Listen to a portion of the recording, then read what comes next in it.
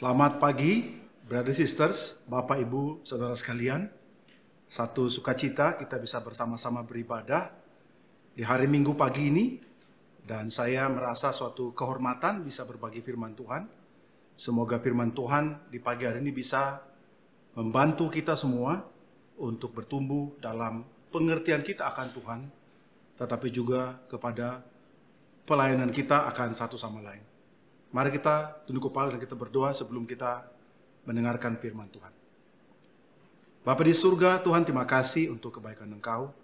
Terima kasih Engkau adalah Allah yang mengasihi kami, bahkan rela mati di kayu salib bagi kami orang-orang yang berdosa, supaya kami memperoleh persekutuan di dalam Engkau.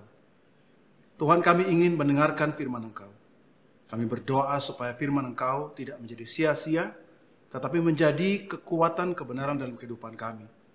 Biarlah Tuhan kami terus bertumbuh, dan biarlah firman Tuhan betul-betul bisa menjadi kekuatan, pegangan, petunjuk dalam hidup kami. Sertai hamba-Mu yang berbicara, dalam nama Yesus kami berdoa dan mengucap syukur. Amin.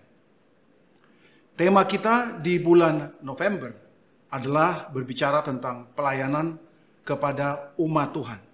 Dan diambil daripada 1 Korintus pasal 16 ayat yang ke-15. Demikian bunyi firman Tuhan. Ada suatu permintaan lagi kepadamu saudara-saudara.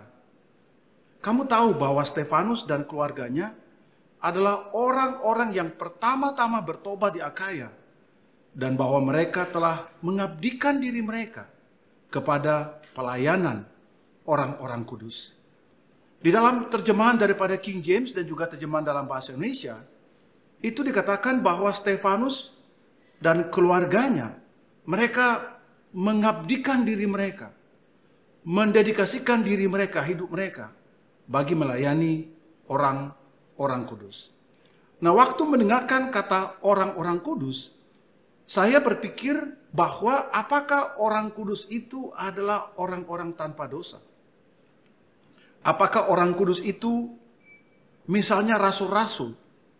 Apakah orang kudus itu misalnya orang-orang Kristen yang mereka betul-betul mati karena Kristus?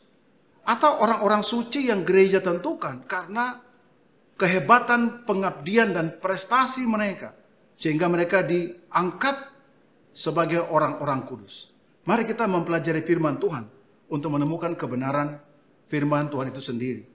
Dalam 1 Korintus 1 ayat 1-3 dikatakan dari Paulus yang oleh kehendak Allah dipanggil menjadi Rasul Kristus Yesus, dan dari Sostenes saudara kita, kepada jemaat Allah di Korintus, yaitu mereka yang dikuduskan dalam Kristus Yesus, dan yang dipanggil menjadi orang-orang kudus, dengan semua orang di segala tempat, yang berseru kepada nama Tuhan kita, Yesus Kristus, yaitu Tuhan mereka dan Tuhan kita.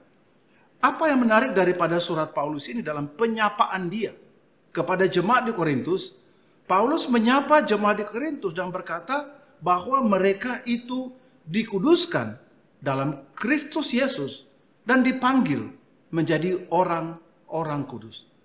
Nah, saya waktu membaca ini saya membayangkan bahwa mungkin surat Paulus kepada jemaat Korintus akan berisi kata-kata pujian karena jemaatnya luar biasa. Akan berisi cerita tentang kehebatan iman daripada orang-orang di dalamnya. Akan berisi cerita-cerita hebat bagaimana murid-murid Tuhan menjadi saksi dan bahkan mati bagi Tuhan. Dan karena itu saya membayangkan bahwa surat Paulus kepada jemaat Korintus akan berisi hal-hal yang luar biasa. Tetapi waktu kita mempelajari dan membaca daripada surat Paulus kepada jemaat Korintus ini, saya jadi bertanya bagi diri saya, ini Paulus menulis kepada seorang kudus, seorang pendosa, atau seorang pembuat masalah, troublemakers? Maka kemudian waktu saya mempelajari lebih dalam lagi, waktu kita pelajari lebih dalam lagi, kita menemukan loh, kok tidak seperti penamaan itu yang tadi dikatakan kepada orang-orang kudus itu. Di pasal 1 dan pasal 3 dimulai dengan perpecahan karena favoritisme. Yang satu berkata, wah kami lebih suka Petrus. Wah, kami lebih suka Apolos. Wah, kami lebih suka Paulus. Dan bahkan karena favoritisme itu membuat terjadi perselisihan antara satu sama lain. Saya pikir kok orang kudus begitu.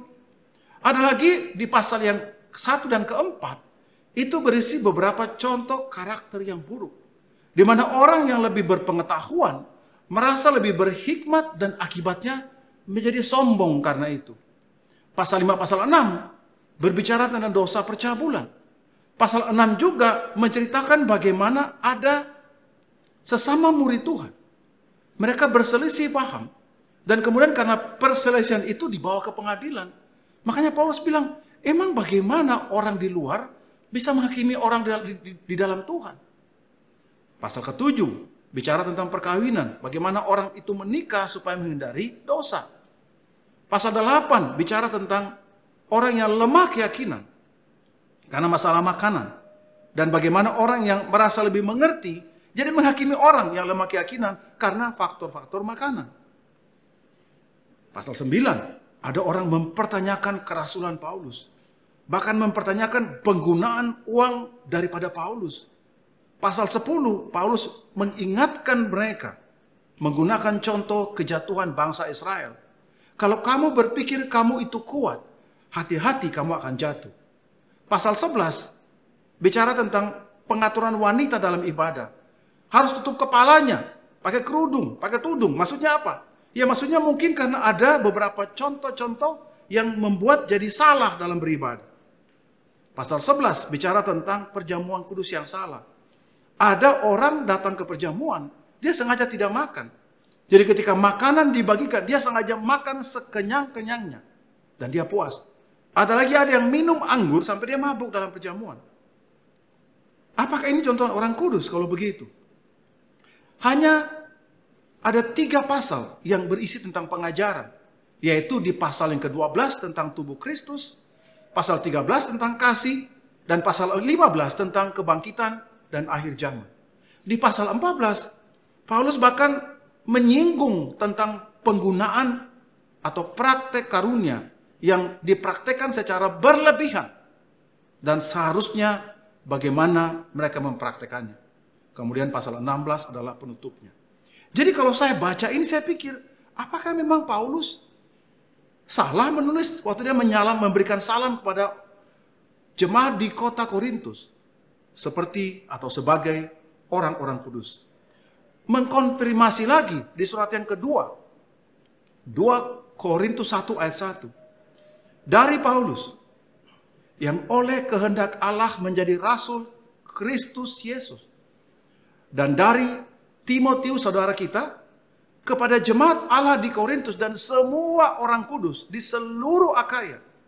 Dan bahkan kalau kita lihat Alkitab, Paulus memiliki salah satu cirinya adalah di setiap surat-surat dia menaruh kata-kata kepada orang-orang kudus di kota itu. Roma 1 ayat 7, kepada orang-orang kudus di kota Roma. Efesus 1 ayat 1, kepada orang-orang kudus di kota Efesus. Filipi 1 ayat 1, kepada orang-orang kudus di kota Filipi. Kolose 1 ayat 2, kepada orang-orang kudus di kota Kolose. Kalau Paulus dan firman Tuhan menyatakan atau menyampaikan salam, menyebutkan bahwa orang-orang ini adalah orang-orang kudus, tetapi kenyataannya di dalamnya juga berisi banyak masalah. Jemaat yang struggles, jemaat yang lemah imannya, jemaat yang bergumul. Bisakah kita membayangkan bahwa yang dimaksudkan dengan orang kudus adalah orang sempurna, orang yang kuat, orang tanpa kelemahan? Atau dari sini kita bisa simpulkan bahwa yang dimaksud orang kudus tidak selalu berarti adalah orang yang semangat semuanya, tetapi justru orang-orang lemah juga merupakan bagian daripada orang-orang kudus. Poin saya yang pertama, pelayanan kepada orang-orang kudus sebenarnya juga adalah pelayanan kepada orang-orang lemah. Hari ini kalau kita lihat dalam jemaat Korintus, bahwa Paulus meskipun melihat mereka punya masalah, punya problem, punya kelemahan, dan tetap memanggil mereka sebagai orang-orang kudus. Bisakah hari ini kita membayangkan bahwa gereja itu berisi orang-orang kuat, orang-orang yang semangat, orang-orang yang rohani, orang-orang yang hebat, tetapi tidak ada orang-orang lemah di dalamnya? Jika jemaat di Korintus memiliki banyak kelemahan, tetapi tetap dipanggil orang-orang kudus, bisakah Anda dan saya berharap bahwa gereja harusnya dipenuhi oleh orang-orang sempurna dan tanpa kelemahan? Kebenarannya adalah justru di dalam Alkitab dari sejak zaman Perjanjian Lama sampai Perjanjian Baru, kita tahu berisi cerita bagaimana orang-orang di dalam Tuhan bergumul dalam kelemahan mereka, bergumul dalam kedagingan mereka, bergumul dalam hal-hal yang berhubungan dengan iman mereka. Tetapi justru dari situ kita bisa lihat pekerjaan Tuhan di dalam hidup mereka. Dan kalau hari ini Alkitab mengatakan atau menjelaskan kepada kita bahwa gereja itu juga bisa dipenuhi oleh orang-orang lemah, bagaimana seharusnya kita memperlakukan satu sama lain sebagai bagian dari pelayanan kamu dan saya kepada orang-orang kudus. 1 Korintus pasal yang ke-8, dia katakan begini, ayat yang ke-11. Dengan jalan demikian, orang yang lemah yaitu saudaramu, yang untuknya Kristus telah mati menjadi binasa karena pengetahuanmu itu. Jadi jangan sampai karena kita merasa kita lebih tahu Alkitab, kita lebih mengerti jalan hidup sesuatu, kita telah berpengalaman dalam banyak hal, jadinya orang yang bergumul, kita memperlakukannya dengan salah, memperlakukan mereka dengan salah. Dan akibatnya mereka binasa karena kelemahan mereka. Ayat 12. Jika engkau secara demikian berdosa terhadap saudara-saudaramu dan melukai hati nurani mereka yang lemah, engkau pada hakikatnya berdosa terhadap Kristus. Karena itu apabila makanan menjadi batu sandungan bagi saudaraku, aku untuk selama-lamanya tidak akan mau makan daging lagi, supaya aku jangan menjadi batu sandungan bagi saudaraku. Brothers and sisters, ketika Paulus menulis ini, dia bilang begini, kalau sampai gara-gara makanan, gara-gara daging yang haram atau halal, itu membuat saudara saya yang mungkin memandang kebenaran berdasarkan makanan dan minuman sebagai salah satunya, kalau itu membuat dia tersandung, Paulus bilang begini, aku lebih baik tidak makan daging selamanya. Itu adalah suatu perasaan kasih yang Paulus punya, bahwa lebih baik saya yang berubah supaya saudara saya yang lemah itu bisa kembali kuat, daripada saya menghakimi dia, memaksakannya sehingga dia bisa menjadi binasa dalam atau karena kelemahan dia itu. Hari ini Bapak Ibu Saudara sekalian, Alkitab berkata, jika karena pengetahuan yang kita punya, pengalaman yang kita punya, kebijaksanaan yang kita punya, kita menghakimi saudara kita yang lemah, Alkitab berkata kita berdosa bukan cuma kepada saudara itu, tetapi kita berdosa kepada Kristus. Jadi hari ini kalau kita memiliki orang lemah dalam ministry kita, orang yang bergumul dalam ministry kita, pertanyaan adalah bahwa gimana cara kita memperlakukan mereka? Di dalam ministry, di dalam jemaat, pasti ada orang yang kritikal. Orang kritikal karena merasa cara berbicara, metode pelayanan, cara pendekatan, cara berkhotbah. Mungkin ada banyak hal lain lagi, hal yang tidak sensitif yang dilakukan. Tetapi kalau itu ada orang lemah di dalam ministry kita, bisakah Anda dan saya mau dengarkan dan mencoba memahami latar belakang pikir mereka, perasaan mereka, supaya kita bisa memenangkan mereka dan kembali menjadi kuat. Hari ini orang lemah juga dalam Alkitab bisa berarti orang yang bergumul secara finansial. Orang yang bergumul secara finansial itu juga adalah saudara kita. Tetapi tidak berarti karena dia bergumul secara finansial membuat dia lebih rendah dibandingkan dengan orang yang mungkin secara finansial tidak bergumul. Atau mungkin juga murid Tuhan yang lemah karena dia memiliki standar yang terlalu rendah, atau mungkin standar yang ketinggian sehingga dia jadi menghakimi dan self-righteous bagi orang lain. Ada lagi mungkin punya sikap hati, attitude yang kurang bagus satu sama lain. Merasa sakit hati, merasa kepahitan, merasa banyak problem, dan dia punya pemikiran-pemikiran yang tidak sehat kepada satu sama lain, bahkan kepada para pemimpin. Kalau ada orang seperti begitu, kita tegur mereka, kita keluarkan mereka, atau kita mendengarkan mereka dan membantu mereka. Minta maaf kalau memang itu yang mereka real bagi dirinya. Ya minta maaf saja. Daripada kita menunjukkan saya pendeta, saya pemimpin, saya yang lebih tahu Alkitab. Supaya kemudian kita mau menunjukkan bahwa kita lebih baik, lebih benar, lebih bijak dibandingkan dengan mereka. Orang lemah juga bisa berisi orang yang punya problem dalam pernikahan. Ketika orang punya problem dalam pernikahan, bisa kita berkata, apaan sih orang itu? Sudah jadi murid kok masih aja punya masalah dalam pernikahan. Padahal memang begitu realitanya. Ada orang yang mungkin sudah lama sudah menjadi orang tua yang lama, anak sudah remaja, mungkin sudah dewasa, tapi masih punya problem dalam hal membesarkan anak. Dan kita bisa bilang bahwa masa murid Tuhan kok nggak bisa besarin anak dengan baik? Kan begitu banyak dalam Alkitab. Orang lemah bisa apa aja, brothers and sisters. Pertanyaannya adalah bahwa apakah kita memperlakukan mereka sebagaimana seharusnya.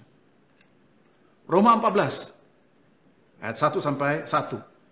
Terimalah orang yang lemah imannya tanpa mempercakapkan pendapat. Kalau hari ini dia ada punya pemikiran, pendapat, perkataan yang mungkin kita merasa apaan sih perkataan itu? Pendapatnya tuh aneh banget, tidak alkitabiah nih. Nggak betul itu. Ya dengarkanlah itu. Tanpa kita bilang bahwa di dalam ini tidak betul dan sebagainya. Karena itu janganlah kita saling menghakimi lagi. Tetapi lebih baik kamu menganut pandangan ini. Jangan kita membuat saudara kita jatuh atau tersandung. Maka harusnya menjadi sikap hati kita adalah jangan sampai standar kebenaran yang saya punya, pemikiran yang saya punya, pengalaman yang saya punya, wisdom yang saya punya, pengertian yang saya punya, saya jadi menghakimi atau memperlakukan orang yang mungkin belum mengerti banyak. Masih tidak tahu apa-apa. Sehingga mereka menjadi tersandung. Sebab kerajaan Allah bukanlah soal makanan dan minuman. Tetapi soal kebenaran, damai sejahtera, dan sukacita oleh Roh Kudus. Hari ini Alkitab berkata, justru bagaimana membuat saudara-saudara kita ini menjadi semangat. Ada sukacita, ada damai sejahtera. Itu adalah pelayanan dalam kerajaan Allah. Dan Alkitab berkata, barang siapa melayani Kristus dengan cara ini, ia berkenan kepada Allah dan dihormati oleh manusia. Kalau kita bisa memperlakukan orang lemah dengan baik, Alkitab berkata, pelayanan kita justru berkenan kepada Allah dan dihormati oleh manusia. So, poin yang pertama, pelayanan kepada orang-orang kudus adalah sama juga dengan pelayanan kepada orang-orang lemah. Dan kalau hari ini ada orang lemah dalam ministry, dalam jemaat kita, kita memuji Tuhan. Berarti ada banyak area yang kita akan berikan lagi untuk mengasihi satu sama yang lain. Hal yang kedua yang saya mau sharing kepada kita. Dalam 1 Yohanes 1, ayat 7, 8, dan 10. Nah menariknya adalah, surat ini ditulis kepada orang-orang yang sudah lama menjadi Kristen. Jadi bayangkan ya, kamu sudah menjadi Kristen 10, 20, 30 tahun barangkali. Dan ini surat ditulis kepada mereka. Tetapi jika kita hidup di dalam terang, sama seperti dia ada di dalam terang, maka kita beroleh persekutuan seorang dengan yang lain. Dan darah Yesus anaknya itu menyucikan kita dari segala dosa. Ayat ke-8. Jika kita berkata bahwa kita tidak berdosa, maka kita menipu diri kita sendiri. Dan kebenaran tidak ada dalam kita. Ayat ini bilang begini. Kalau kita bilang kita tidak berdosa, kita itu pendusta. Tidak ada kebenaran dalam diri kita. Ingat ya, surat ini ditulis kepada orang yang sudah lama menjadi murid Tuhan. Dan kalau orang sudah lama menjadi murid Tuhan, kita berharap mereka sudah mengalami masa yang kegemilangan dan rohani mereka luar biasa. Tapi Yohanes bilang buat yang sudah lama jadi Kristen, kalau kamu bilang kamu tidak berdosa, kamu bohong. Terus ayat yang ke-10, jika kamu berkata kamu tidak ada buat dosa, maka kita atau kamu membuat Allah yang menjadi pendusta. Dan firman-Nya tidak ada di dalam kita. Jadi kalau yang kedua adalah, kalau tadi tidak berdosa, sekarang gue nggak pernah berbuat dosa tuh. Kalimat itu, kalau itu diucapkan dari mulut murid-murid Tuhan, kita buat firman Tuhan tidak betul, dan Tuhan ya justru yang berdusta. Kebenarannya adalah begini. Kalau kita bilang kita tidak berdosa, kita bohong. Kita bilang kita tidak pernah berdosa, kita membuat Tuhan berbohong, berarti tidak mungkin, Tuhan tidak pernah berbohong. Berarti adalah begini, walaupun kamu dan saya sudah lama menjadi murid Tuhan, Anda dan saya mungkin sudah menjadi pemimpin, bahkan pendeta sekalipun, kebenarannya adalah kita berdosa. Itu adalah kebenarannya. Oleh karena kamu dan saya berdosa, maka menurut saya pelayanan kepada orang kudus adalah sama kepada pelayanan kepada orang-orang berdosa. Karena kita semua berdosa menurut Roma pasal 6 ayat 23. Jadi karena secara prinsip Alkitab kita semua itu adalah orang berdosa, maka cara kita memandang kepada saudara kita yang sedang bergumul dalam dosa adalah memandang sebagai sesama orang-orang berdosa. Supaya kita bisa membantu mereka dalam pemikiran yang sehat, dalam kesetaraan bahwa kita pun sama dengan orang itu. Di dalam Alkitab, ketika Yesus makan dengan orang-orang berdosa, orang komplain. Ketika Yesus duduk dengan orang pemungut cukai, orang komplain. Ketika seorang perempuan yang kedapatan berdosa mau dilempari batu, Yesus bilang, kalau kamu tidak pernah berbuat dosa, silakan aja lempari dia. Nggak ada yang berani itu. Dan kita tahu bahwa Yesus juga menghabiskan waktu dia untuk membantu, melayani, mengasihi orang-orang berdosa. Ada cerita Alkitab ketika Yudas datang ketika di Taman Getsemani. Dan Yudas sengaja mencium Yesus, kasih tanda bahwa ini adalah yang nanti kamu harus tangkap.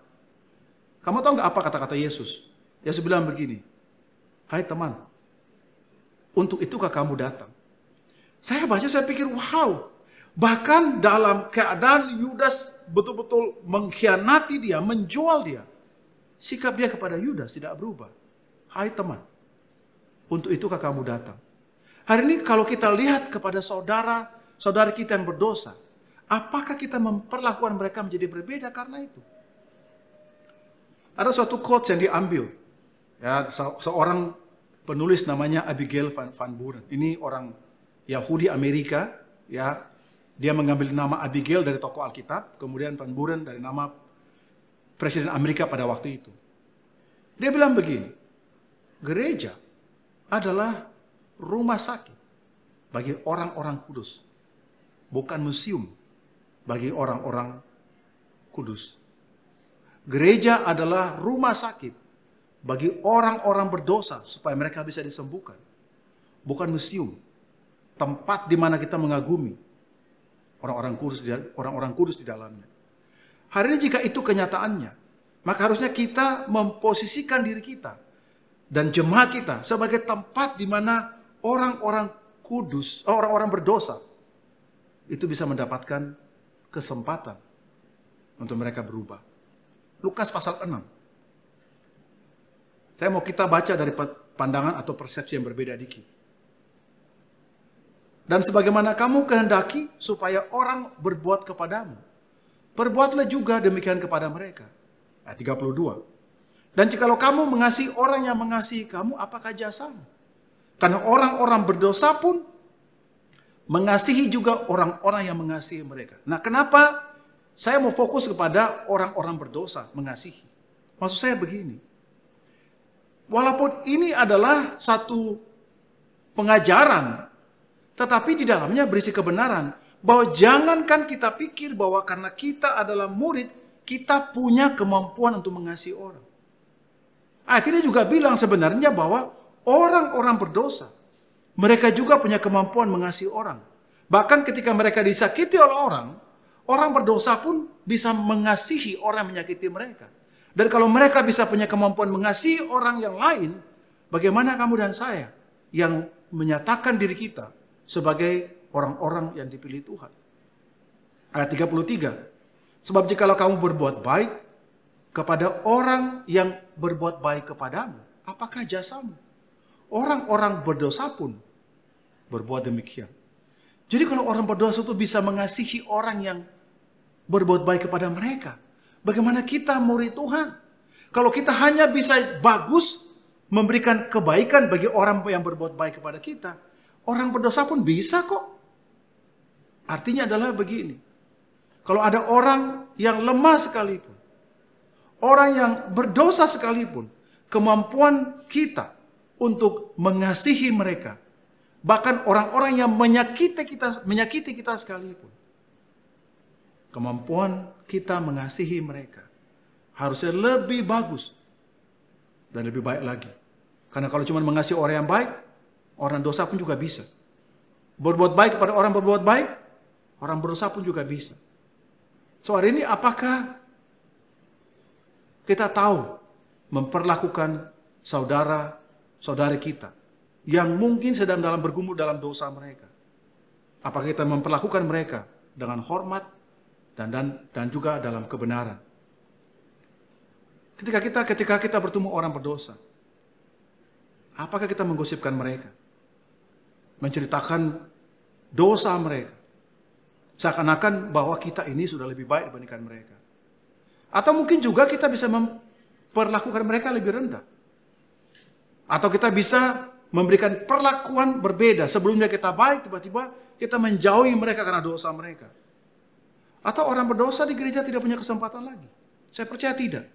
Saya percaya kalau itu kebenarannya, hari ini orang seperti Nabi Nuh tidak punya kesempatan karena dia pemabuk. Orang seperti Abraham pernah berbohong. Ishak juga pernah berbohong. Orang seperti Gideon yang penakut. Seperti Samson yang suka tebar pesona. Rahab seorang pelacur.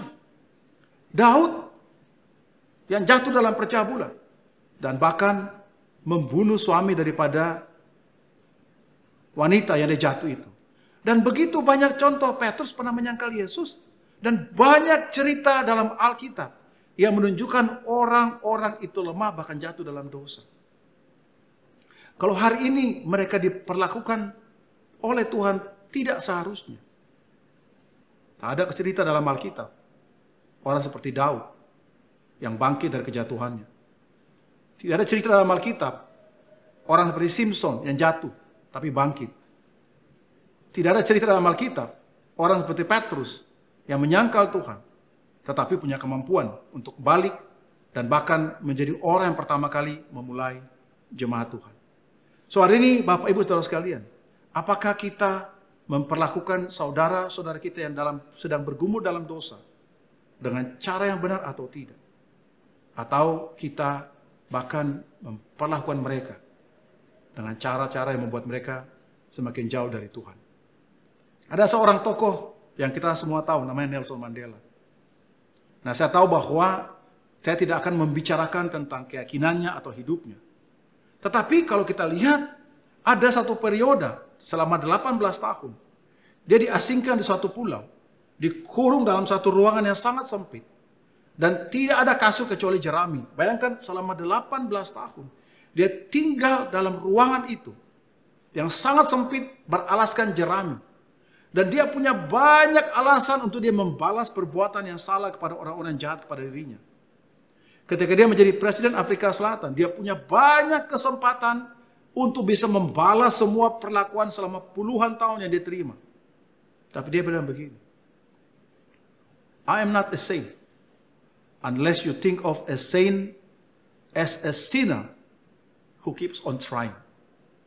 Saya bukan seorang yang suci, kecuali jika Anda berpikir bahwa orang suci adalah pendosa yang terus berjuang. Hari ini kita semua bergumul, brothers and sisters. Kita juga punya banyak hal-hal yang kita bisa bergumul. Entah itu kelemahan, bahkan juga godaan. Atau yang disebut namanya sinful nature kita. Tetapi bukan soal kamu dan saya sempurna. Tetapi bagaimana kita mau terus berjuang setia dan mengalahkan setiap kelemahan kita satu demi satu. Kedagingan kita satu demi satu. Dan orang kudus justru bukan karena dia tanpa dosa, tapi karena dia berjuang mengalahkan kelemahan dan dosa-dosa dia. Karena itu Bapak Ibu Saudara sekalian, waktu kita melayani kepada saudara-saudara kita, waktu kita melayani kepada orang-orang kudus, jangan kita berpikir adalah orang-orang yang tanpa masalah, tanpa kelemahan, kuat, semangat, sempurna. Jangan. Pelayanan kepada orang kudus adalah pelayanan kepada orang-orang lemah dan juga pelayanan kepada orang-orang berdosa. Dan kalau hari ini kita tahu bagaimana mengasihi mereka, makin banyak orang lemah, makin banyak orang berdosa bisa berubah dan kembali kepada Tuhan. Semoga Tuhan dipermuliakan. Amin. Tuhan memberkati kita. Mari kita berdoa. Bapa di surga, terima kasih untuk firman Engkau. Ajari kami untuk bisa mengasihi dengan benar, Tuhan. Ajari kami untuk bisa melihat jemaat Engkau sebagaimana seharusnya. Ajari kami untuk bisa melayani satu sama lain sebagai orang-orang kudus, tetapi juga memahami bahwa bukan karena kami sempurna, tapi kami berjuang untuk bisa mengalahkan kelemahan, kedagingan, dosa kami. Untuk satu waktu nanti Tuhan, kami menjadi makin mirip dengan Engkau, menjadi sama secara karakter dengan Tuhan kita, Yesus Kristus. Terima kasih untuk firman Tuhan di pagi hari ini, semoga bisa membantu kami semua. Dan kiranya Engkaulah yang dipermuliakan. Berkati hidup kami semua Tuhan, jaga kami semua Tuhan, protek kami terutama dalam masa-masa pandemi COVID ini. Kau mau jaga, sembuhkan kalau ada brother sister kami yang terkena imbas atau bahkan terkena penyakit daripada COVID itu sendiri. Tetapi Tuhan jaga dan berkati mereka Tuhan. Kalau itu secara penghasilan, pendapatan, usaha, itu bisa terpengaruh Tuhan. Kami menaruh rasa aman kami ke dalam tangan Engkau. Karena Engkaulah Allah, sumber segala sukacita dan sumber segala penghiburan yang kami punya. Terima kasih Bapa, berkati hidup kami semua, dalam nama Yesus kami berdoa dan mengucap syukur. Amin. Tuhan memberkati kita semuanya.